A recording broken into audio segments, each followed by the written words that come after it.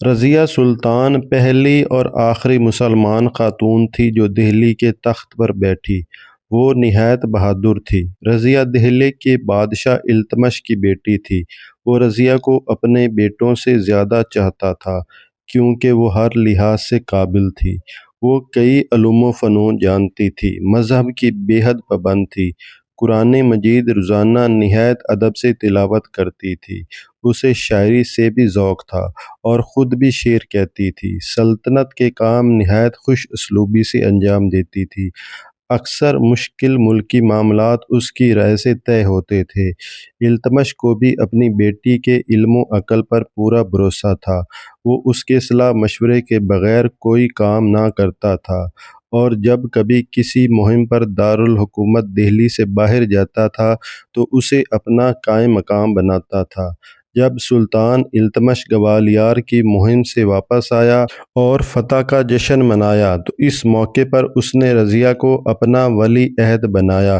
امیروں نے کہا کہ بادشاہ سلامت، بیٹوں کے ہوتے ہوئے بیٹی کو ولی عہد بنانے میں کیا حکمت ہے؟ التمش نے جواب دیا کہ میں اپنے بیٹوں کے طور طریقوں سے اچھی طرح واقف ہوں۔ وہ دن رات عیش و عشرت میں پڑے رہتے ہیں۔ میں انہیں سلطنت کا بوجھ اٹھانے کے بالکل قابل نہیں سمجھتا۔ رضیہ بے شک عورت ہے لیکن عقل و ہمت کے لحاظ سے مرد ہے۔ میں اسے اپنے بیٹوں پر ترجیح دیتا ہوں اور حکومت کے قابل سمجھتا ہوں۔ التمش کی وفات 1236 میں ہوئی۔ اس کی وفات پر اس کا بیٹا رکن الدین فیروز سلطان بن بیٹھا۔ اس نے چند ہی مہینوں میں اپنے آپ کو نالائق ثابت کر دیا۔ امیروں نے اسے معزول کر کے رضیہ کو تخت پر بٹھا دیا۔ رکن الدین فیروز شاہ نے لڑائی شروع کر دی۔ رضیہ نے اسے شکست دی اور ایک قلعے میں نظر بند کر دیا۔ پھر رضیہ سلطان کے نام سے حکومت کی باغ دوڑ اپنے ہاتھ میں لے لی۔ تخت پر بیٹھتے ہی رضیہ نے حکومت کی ذمہ داریوں کے باعث پردہ کرنا چھوڑ دیا۔ وہ مردانہ لباس پہنتی تھی، فریادیوں کی فریاد خود سنتی تھی اور مقدموں کے فیصلے کرتی تھی۔ وہ ہمیشہ انصاف سے کام لیتی تھی، اکثر جنگی مہمات پر خود سپہ سالار بن کر جاتی تھی اور میدان جنگ میں خود مردانہ وار لڑتی اور اپنی فوج کو لڑاتی تھی۔ بعض امیروں نے اسے عورت سمجھ کر بغاوت کر دی۔ اس نے سب کو باری باری شکست دی اور تلوار کے گھاٹ اتار دیا۔ اس سے رضیہ کے رعب و دبدبے کا سکہ رعایا کے دلوں پر اچھی طرح بیٹھ گیا اور ملک باغیوں اور فسادیوں سے صاف ہو گیا۔ تب اس نے سلطنت کے اعلیٰ عہدوں پر قابل اعتماد آدمیوں کو مقرر کر دیا۔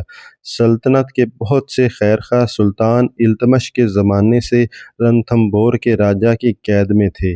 رضیہ سلطان کو ان کے حال پر رحم آیا۔ ایک جرار لشکر کو ان کو چھڑوانے کو روانہ کیا۔ راجا نے معمولی سی لڑائی کے بعد اطاعت قبول کر لی اور قیدیوں کو آزاد کر دیا۔ جمال الدین یاقوت ایک حبشی سردار تھا۔ پہلے وہ استبل کا داروغہ تھا۔ ملکہ نے اسے میر شکار کے اعلیٰ عہدے پر مقرر کر دیا اور امیر الامراء کا خطاب دے دیا۔ وہ اپنے اثر و رسوخ سے شاہی دربار پر چھا گیا۔ دوسرے درباری یاقوت کی ترقی سے جل بن گئے اور اس کے خون کے پیاسے ہو گئے۔ لاہور کے صوبے دار نے بغاوت کر دی۔ رضیہ سلطان اس کی سرکوبی کے لیے خود لشکر لے کر نکلی۔ جب لاہور کے قریب پہنچی تو صوبے دار شاہی لو لشکر دیکھ کر ڈر گیا اور بغیر لڑائی کے اطاعت قبول کر لی۔ ملکہ نے اسے معاف کر دیا اور ملتان کا صوبہ بھی اس کے سپرد کر دیا۔ ملک التونیا بٹھنڈا کا حاکم تھا۔ وہ یاقوت کی سختیوں سے تنگ آ کر باغی ہو گیا۔ رضیہ سلطان نے بے شمار فوج سے اس پر چڑھائی کر دی۔ فوج کے سردار یاقوت کے خلاف تھے۔ وہ ملک التونیا سے مل گئے۔ انہوں نے موقع پا کر یاقوت کو قتل کر ڈالا اور ملکہ کو گرفتار کر کے بٹھنڈا کے قلعے میں نظر بند کر دیا۔ پھر دہلی جا کر رضیہ سلطان کے بھائی بہرام شاہ کو تخت پر بٹھا دیا۔ رضیہ نے قید میں خاموش زندگی بسر کرنا پسند نہ کیا۔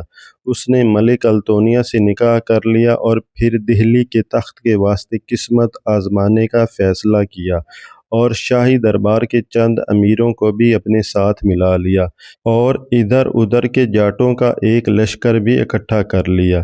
کیتھل کے قریب بہرام شاہ کی فوجوں سے لڑائی ہوئی۔ رضیہ نے اپنے شوہر سمیت جاں توڑ مقابلہ کیا، مگر تقدیر کے آگے تدبیر کا کچھ بس نہ چلا۔ شکست فاش ہوئی۔ رضیہ اور ملک التونیا دونوں گرفتار ہو کر مارے گئے۔ رضیہ سلطان نے 3 سال 3 ماہ 6 دن حکومت کر کے 1236 میں اس دنیا کو خیر آباد کہا۔ وہ دہلی میں دفن ہوئی۔ اس کی پختہ قبر آج تک موجود ہے، لیکن کچھ ٹوٹ پھوٹ گئی ہے۔ دہلی کے عام ان پڑھ لوگ اسے رجی کی درگاہ کہتے ہیں۔